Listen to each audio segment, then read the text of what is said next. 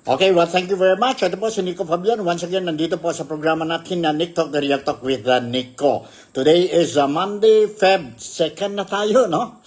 Second day of February, the second month of the year 2026. So, kumusta kayo po, mga kaibigan, kababayan, kapatid ko po dito sa Malaysia, mga Malaysian friends natin, mga Filipino communities natin, mga kababayan, kaibigan at kapatid sa West Malaysia, or nandito po sa Sabah or sa Sarawak, ang East Malaysia po. Especially dito sa Kota Kinabalu. I would like to welcome each and every one of you. And I hope everything is running smoothly sa mga buhay natin po. Dito sa Malaysia, dito po sa Sabah, dito po sa Kota Kinabalu, dito po sa Sarawak. No? And of course, same greeting also goes to mga overseas Filipino workers natin po sa iba-ibang parte ng mundo. Sana okay na kayo po. And salamat pagi, salamat patang, and salamat na malam sa inyong lahat.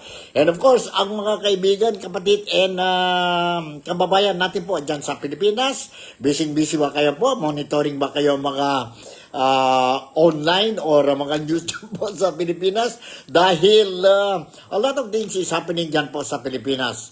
And it is not doing good to sa atin mga Filipinos po. It's not doing good sa bayan natin po. That's how I look at it, ang situation ngayon dyan po sa Pilipinas.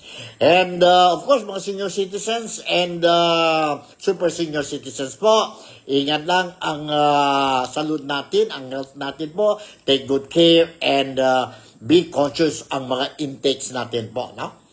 Because whatever we eat, no? If we are not careful po, then it might destroy ang ano natin, ang function ng mga organs natin sa katawan natin po, and we might be experiencing or having problems po, health problems po. Kaya nga, ingat tayo. Ingat tayo. Okay, let's go straight to the point. Ang mga issues that I want to share with you po, and I'm going to share with you lahat sa inyo, mga followers ko dito po sa Nick Talk, na Real Talk with Nico, especially ang kaibigan ko dyan sa Bangkok. He's a Filipino, but we have been together dito po sa Kota Kinabalu, sa Sabah po. Si Glenn, kaibigan ko po, no? Nasa Bangkok siya po, and he's doing good. Narinig ko po, and unfortunately I wasn't able to see him when I visited Bangkok last year. But anyway, I heard he's doing fine. So, good morning to you, Glenn, and to your wife, and of course to your family po, and ang negosyo ninyo dyan po sa Bangkok. So, early this morning, nag-usap-usap kami sa phone, and yes, I agree with him po na may mga problema tayo po sa Pilipinas. Problema sa Pilipinas, dahil itong mga problema natin sa Pilipinas, affected ang mga Filipinos. Affected din ang bayan natin po. Bakit ang bayan natin affected? Because in terms of ang ekonomiya natin po, affected ang ekonomiya natin dahil po sa mga problema natin. Kagaya ang problema natin ng flood control projects, graft and corruption, ang mga impeachment ngayon po, no? Left and right po, both the president and the vice president po, no? May impeachment complaints, and it doesn't go to our country, to us mga Filipinos po. Ang corruption po, and many other things po, no? Many other things. Kaya, no, I was not happy when somebody was telling me, just recently po, sabi niya po na hiya sila mga overseas Filipino workers because of what is happening dyan sa Pilipinas, no? Corruption, sa flood control projects, mga impeachment po, may questionable health problems ng presidente natin, not only sa bagong sakit niya po, yon diverticulitis, no? At saka yon issue sa kanya tungkol sa illegal drugs, taking of illegal substance po, no? So, malaking issue. And ang problema lang dyan po, ang mga Filipinos po abroad, no? Kagaya sa amin po, I also experienced, no? And I also heard a lot of people, ang mga kababayan natin po, not only in Sabah or not only in Malaysia, but in other parts po of the country, no? Nahiya sila po because there are some foreigners, instead of calling us like before, mga Filipinos po, no? They are making, maybe it's a joke, they say, they address ang mga Filipinos as flood control. You come here. Something like that, Baba, no? Why flood control? Because they know may malaking anomalya sa graft and corruption sa Pilipinas because of these flood control projects, no? And others, they address ang mga Filipinos, unfortunately po, affected tayo. They say, hey, drug addict. Instead of calling us Filipinos, addict, they call us addict. Dahil dyan po sa problema natin sa Pilipinas. And others, I also heard po, no, they're calling impeach. Impeach, mga Filipinos, impeach.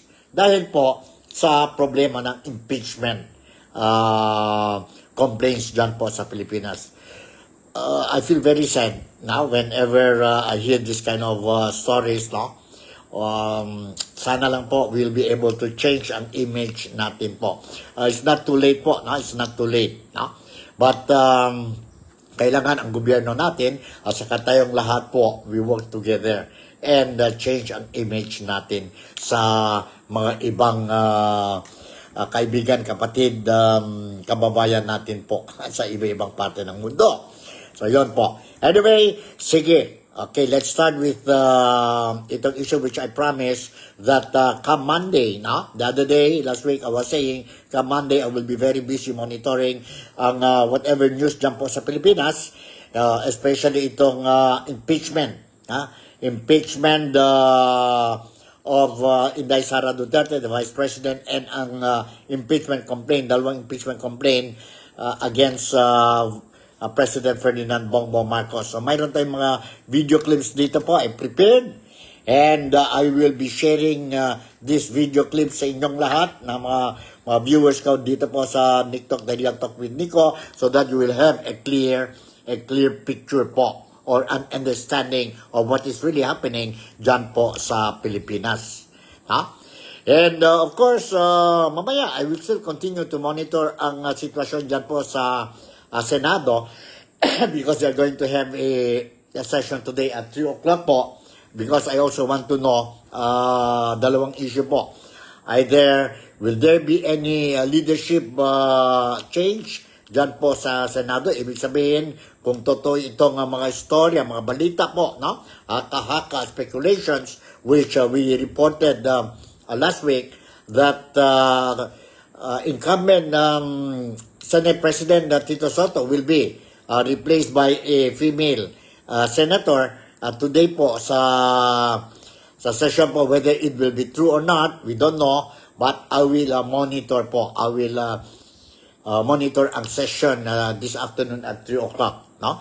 And whatever news I got, no, I will share it to you po, no? You don't worry. Nandito ako po to make sure ang mga kababayan, kaibigan, kapatid ko po, including mga Malaysian friends natin, mga overseas Filipinos who's watching itong programa natin po, you will be informed. Although I won't be able to give you the breaking news, but ang news that I'm going to share with you po, fresh na fresh pa, no? And an hour ago, tapos na po ang sabihin natin ang House of Representatives Justice Committee hearing, the first hearing po tungkol sa dalawang impeachment complaint against President Ferdinand Bongbong Marcos. I will share with you this issue, including ang video clips po. But before I will talk about this thing, let me announce and share with you itong balita po na dalawa na naman po, no?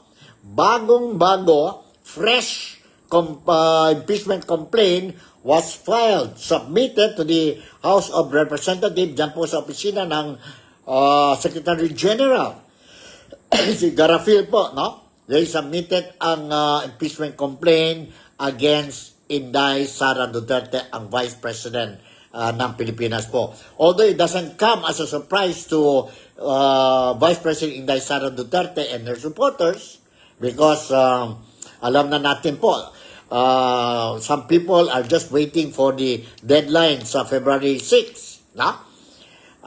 once it will expire ang 1 year policy or ruling, no? Itong one impeachment complaint only per year sa mga impeachable officials. So based on the recent decision of the Supreme Court po, no, na they followed, na pwede na sila mag-file today ang bagong impeachment complaint against Inday Sara Duterte or the Vice President. And it really happened po. It really happened today, this morning po. So let me share with you po ang video clip regarding itong dalawang impeachment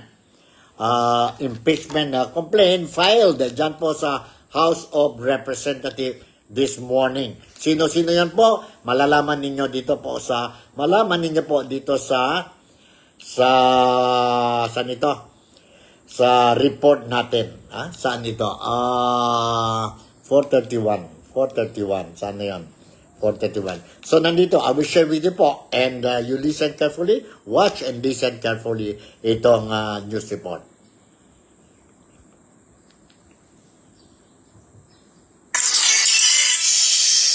Jack, ano ang grounds for impeachment dito sa mga inihaing complaint ngayong araw?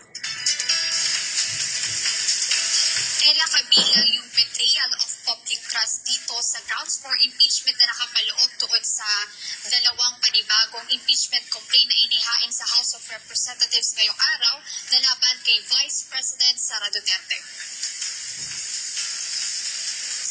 Dalawang impeachment complaint laban kay Vice President Sara Duterte ang inihain ngayong araw sa House of Representatives, kung saan nauna ang isinamiteng complaint ng ilang leader ng progresibong grupo na inendorso ng Makabayan Bloc.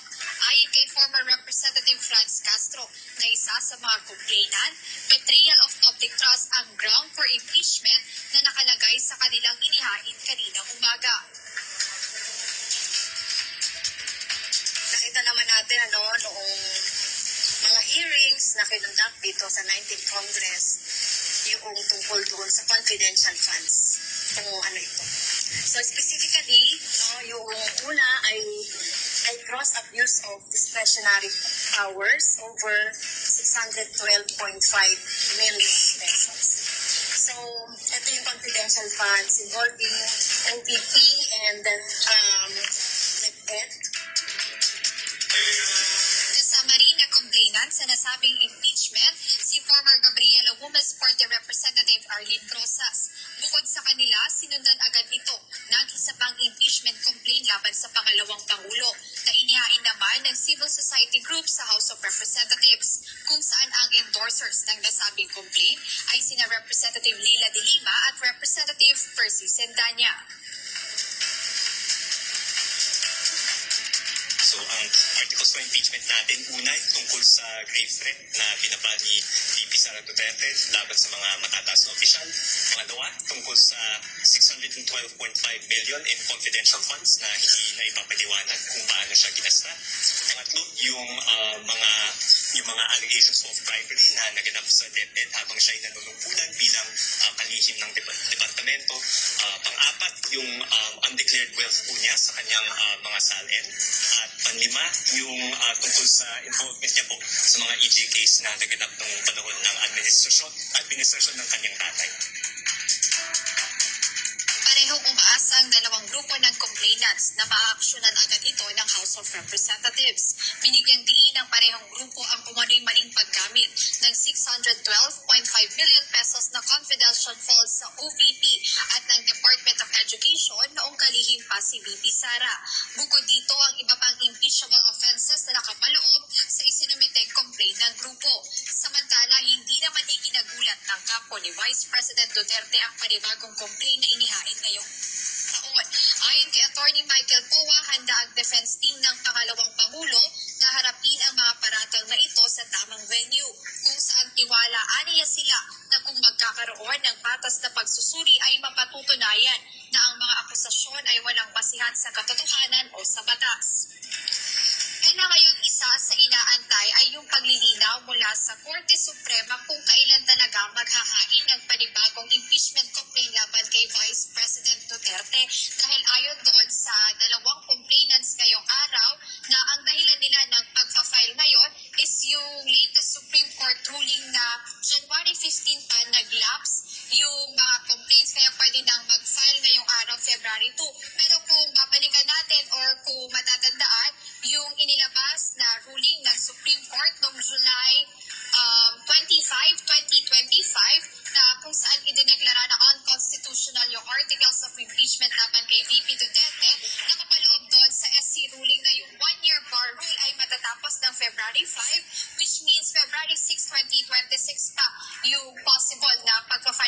panibagong impeachment kay VP Sara Duterte. So ayan yung mga inaantay nating developments kaugnay dito sa impeachment laban sa pangalawang Pangulo. Ayan, muna update, balik sa inyo, Ella. Alright, yun po, narinig natin ang bagong two impeachment complaints against Vice President Inday Sara Duterte. Shoutout muna tayo kay Chris Reyes, who's also watching. Kumusta kayo kay Chris? I hope you're doing fine. I don't know if you are in Malaysia ba, kung sa Philippines ba, o kung saan. But anyway, wherever you are, Godspeed sa iyo and your family or your relatives po. Sa lahat mga Filipinos dyan po sa lugar ninyo.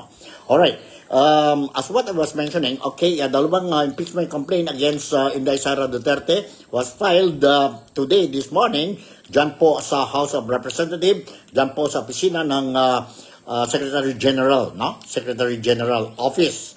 And let's see po, no? What will be the outcome? Will it prosper or it will not prosper? And you also heard sa video clip that I shared with you just now, na ang mga grounds po, parehas pa rin po. If you look at it po, ang mga grounds of complaints nila po, impeachment complaints nila against Inday Sara Duterte, almost the same po, no? Almost the same ang grounds nila po when they filed impeachment complaint last year po against Vice President Inday Sara Duterte. But the question now is, saan ba ang saan man totoo ang official expiry date of this 1-year policy ban sa impeachment po? Will it be February 6 or before February 6 po? Let's see. Let's see kung anong masasabi ang Supreme Court po, no? Ang Supreme Court po, because ngayon parang blurred ang mga politicians natin po, ang mga authorities concerned. Even ang Justice Committee Chairman, si Representative Jinky Luistro, no? During an interview this morning po, she herself said, hindi pa niya alam po kung where to follow po, no? Ang February 6 ba, 5th, or before February 6, pwede na mag-file. So, let me share with you po ang interview kay chairman ng House Justice Committee, si Representative Jinky Luistro po. Nandito yan po, no? Nandito yan po. Let's watch and listen to this. Ang reaction niya po when she was asked this question po by the local reporters dyan po sa Pilipinas this morning. The motion. Please raise your right hand. Alright. Hindi yata ito eh. Saan na yun, ha? Si Jinky.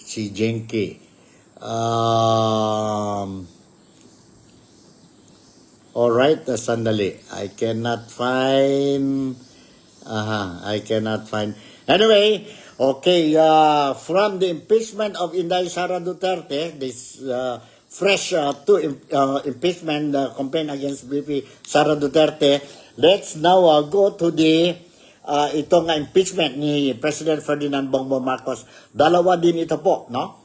Ang impeachment kay Inday Sara Duterte, no? Yung bago po was filed by Makabayan Bloc at ang grupo ni Representative Laila De Lima, former senator ito po, si Laila De Lima. Now,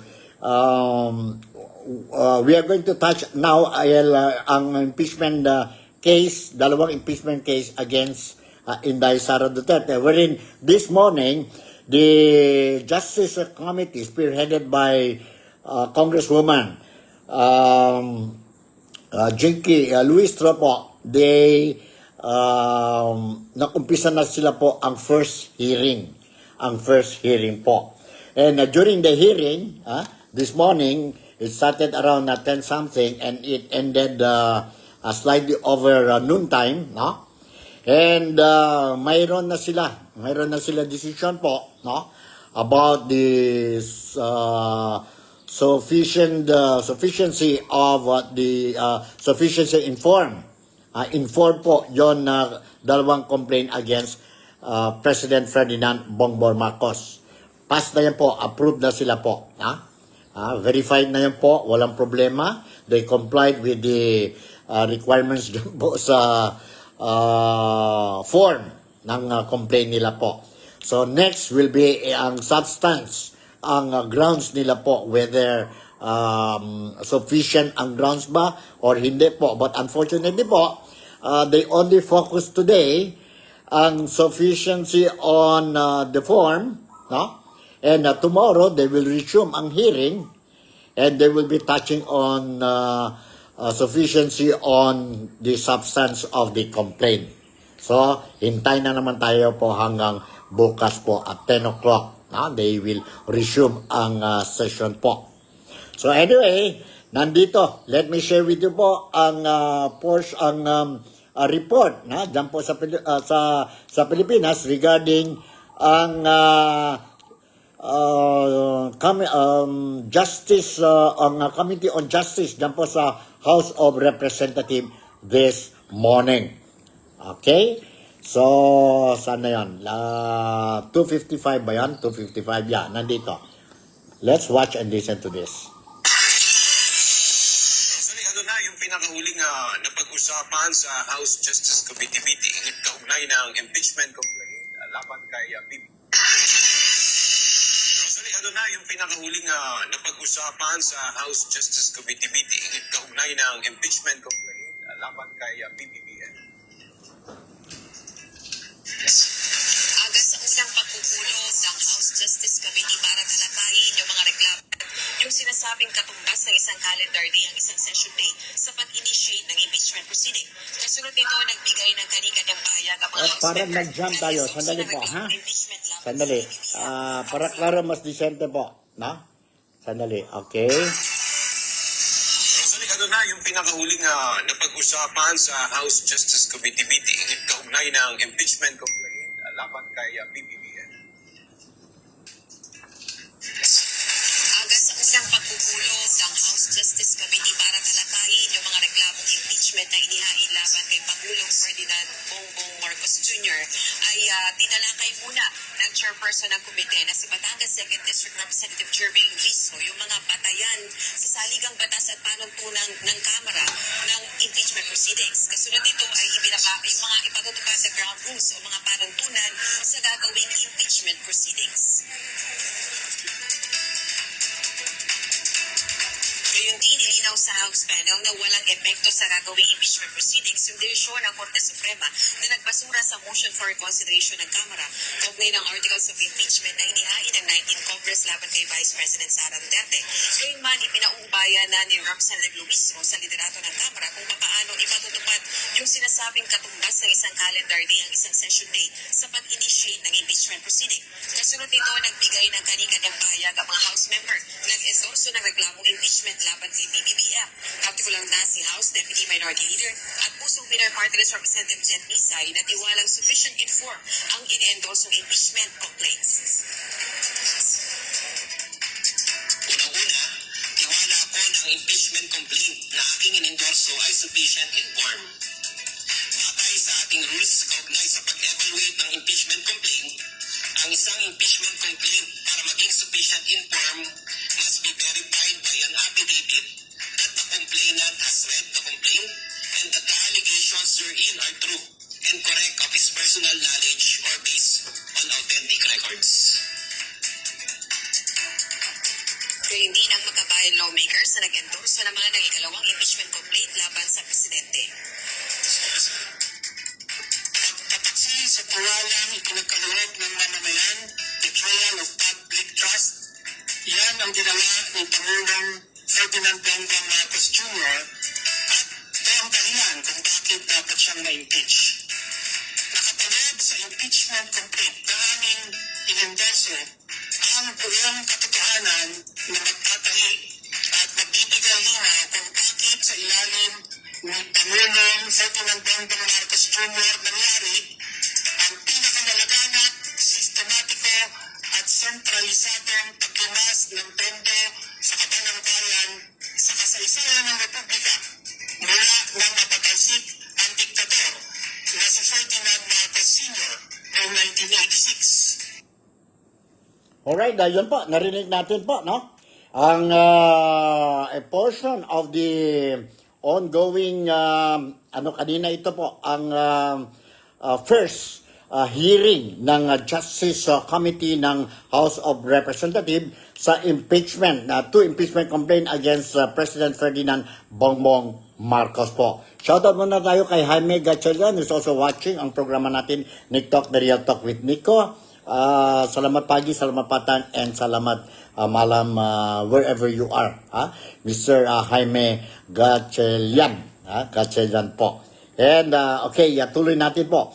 So yun ang impeachment made by Makabayan Bloc at saka yung grupo ni Atty. Andre De Jesus ba yun?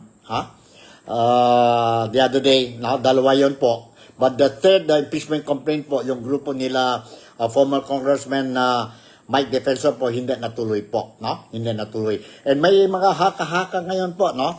Na mahina daw ang first impeachment ni Andre De Jesus po. No? Parang, this is what I heard, no? It's not coming from my mouth. Parang scam lang ito po to trigger ang 1-year ban. 1-year ban sa impeachment policy po. No? Kasi hindi daw strong ang grounds ng first impeachment. May may haka-haka din mga tao dito po, no?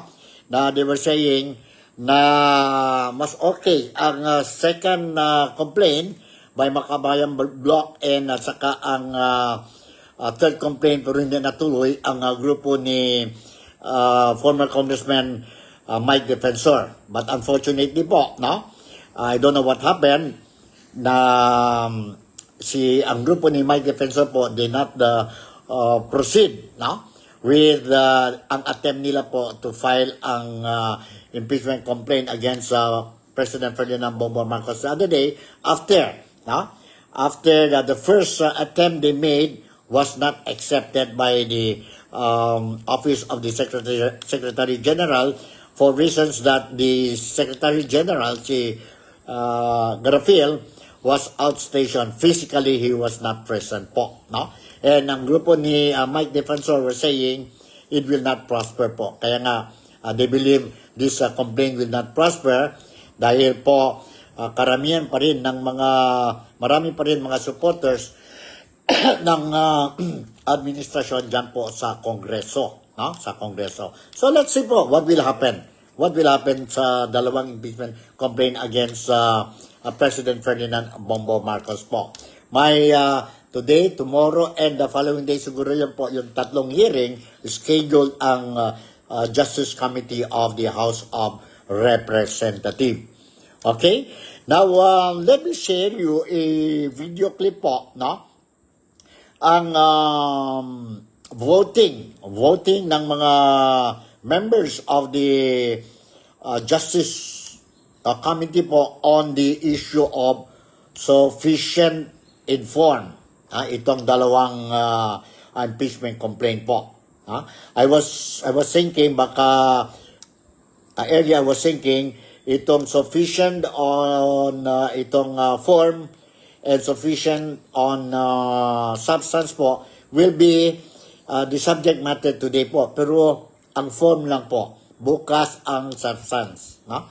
Ang substance ng complaint. But anyway, nandito po. Let me share with you po ang video clip, a portion ng votation ng mga members of the Justice Committee dyan po sa House of Representatives this morning po.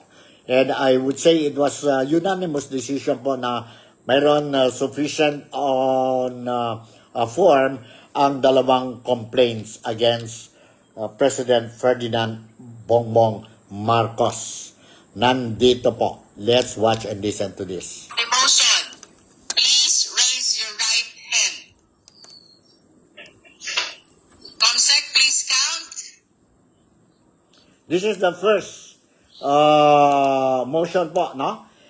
John sa complaint ni Andres De Jesus. sa forms. Sufficient form ba or hindi? Ito po, mga congressmen, they are now voting. And anong resulta? Let's wait and listen to the result of the votation po.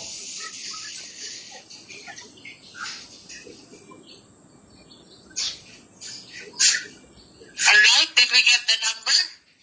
Those who are not in favor of the motion, please raise your right hand.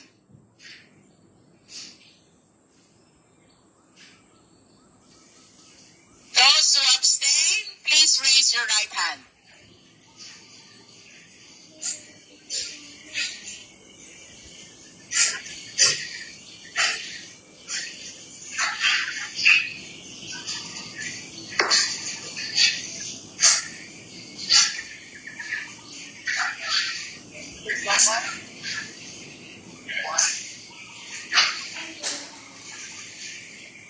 With 46 votes in favor, 1 vote against, and 1 abstain, the chair declares the De Jesus complaint as sufficient in form.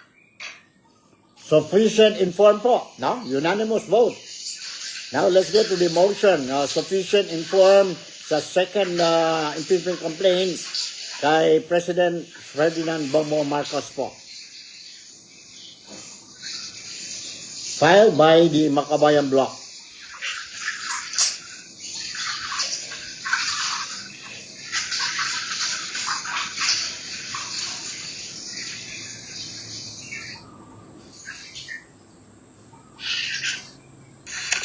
With 35 in favor, 9 against, and 1 abstain, the chair declares the Masa et al. Complaint sufficient in form. Madam Chair. Alright, yun po. No? Yun ang resulta ng votation ng members of the Justice Committee dyan po sa House of Representatives, sufficient informed. So, pass po, dalawa ang impeachment complaint.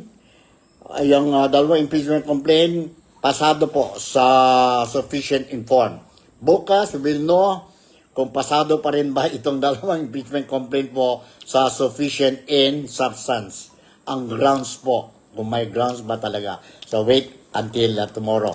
Okay, anyway, nandito po ang a portion of the interview of Congressman Luis Tro, no? Regarding itong issue na po kung kailan ba talaga they can file complaint against Inday Sara Duterte. Let's watch and listen to this po. 141. Sandali po. Andito. Sa likod. Aminado si House Justice Committee Chairperson Batangas 2nd District Representative Jervy Luistro na nalilito rin siya kung kailan matatapos ang 1-year bar o petsa kung kailan maaaring ihain ang panibagong impeachment complaint laban kay Vice President Sara Duterte. Ito ay matapos na maglabas ng pinal na desisyon ang Korte Suprema at ibasura ang motion for reconsideration ng Kamara kaugnay ng issue. Sa unang desisyon ng Korte Suprema, ipinahayag nitong sa February 6, 2026 na maaaring ihain ang panibagong reklamong impeachment. Pero sa huling desisyon ng Supreme Court, lumalabas na noong December 2024 na initiate ang impeachment complaint laban sa Vice Presidente. Panawagan ni Congresswoman sa Korte Suprema, linawin kung kailan talaga magtatapos ang 1-year bar sa paghahain ng reklamong impeachment laban kay VP Duterte. However, even myself is confused.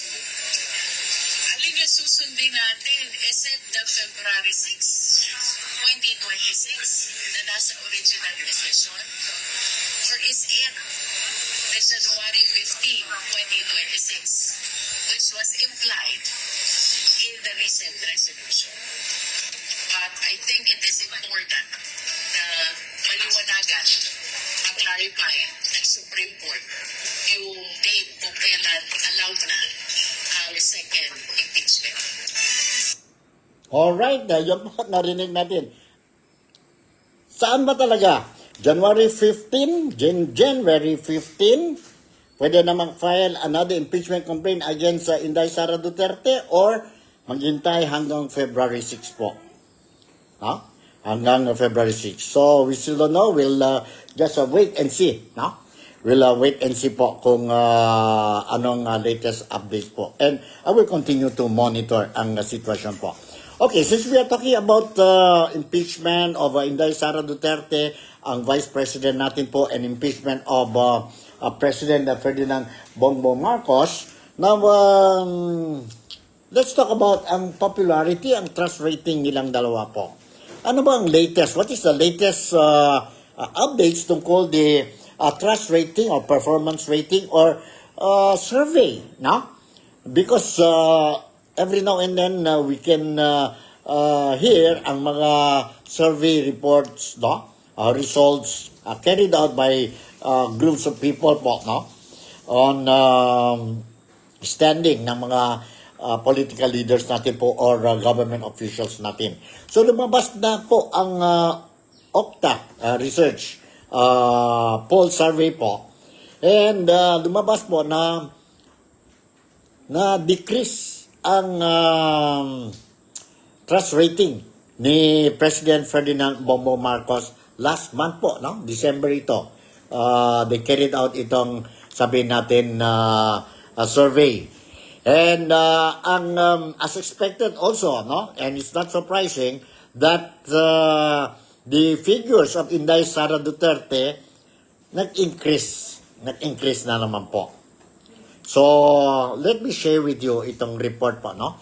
But before I will share with you itong report, muna tayo kay Lawrence Biva, BVA, si Lawrence is also watching itong programa natin, Nick Talk, The Real Talk with Nico. Okay, nandito po ang video clip that I want to share with you po tungkol sa Okta survey. Okta survey po. Let's watch and listen to this. Sa pinakahuling tugon ng masa survey ng Okta Research na bumaba ang trust rating ni Pangulong Ferdinand Marcos Jr. Bagamat nananatiling mayorya ng mga Pilipino ang nagbigay ng positibong tugon kaugnay ng kanyang performance. Batay sa nationwide poll, bumaba sa 48% ang trust rating ng Pangulo noong fourth quarter ng nakaraang taon mula sa 57% noong third quarter, habang 51% naman ang nagsabing kontento sila sa performance ng punong ehekutibo. Samantala, tumaas naman ang trust rating ni Vice President Sara Duterte sa 53% mula sa 51% noong third quarter, kasabay ng pag-akyat din ng kanyang performance approval sa 54% mula sa dating 49%. Ang survey ay isinagawa noong December 16 hanggang 2025 sa 1,200 respondents. Alright, yan po ang latest survey report result ng Okta survey, no? So, bumaba ang rating ni PBBM, President Bongbong Marcos, and tumaas din ang figure, ang rating ni Inday Sara Duterte po, no? December ito na conduct ang survey. Richard C. Villa, who is also watching itong programa, kumusta kayo po? How are you? And Godspeed sa iyo at sa pamilya ninyo po. Okay, ito ang mga latest updates regarding sa political situation dyan po sa Pilipinas po, no? Sa Pilipinas. And let's see po, this afternoon, I will continue to monitor po whether there will be a change of leadership dyan po sa Senado. 3 o'clock yun po ang session ng Senado dahil may mga stories, no? Circulated dyan po sa social media. And yeah, if I'm not mistaken, it came from political analyst, strategist, si Malu Tikia, no? Professor Malu Tikia po. She was the one who mentioned about this possibility of having a female Senate President po. Soon. So, it means soon, that was last week, ibig sabihin po, ngayon, may session ngayon po sa Senado. Let's see po if there will be any leadership change. Leadership change po dyan po sa Senado, dyan po sa Pilipinas. So, standby lang kayo. I will continue to monitor and I'll make sure that you will be properly informed po kung mayroon mang mga changes. So, politics, tapos na tayo po. And before I will conclude my program today, February 2nd ngayon po, Monday, no? Na I want to remind ang mga travelers natin po, especially those who are using mga maliit na vessel, boat po, no? Ingat lang talaga tayo po, no?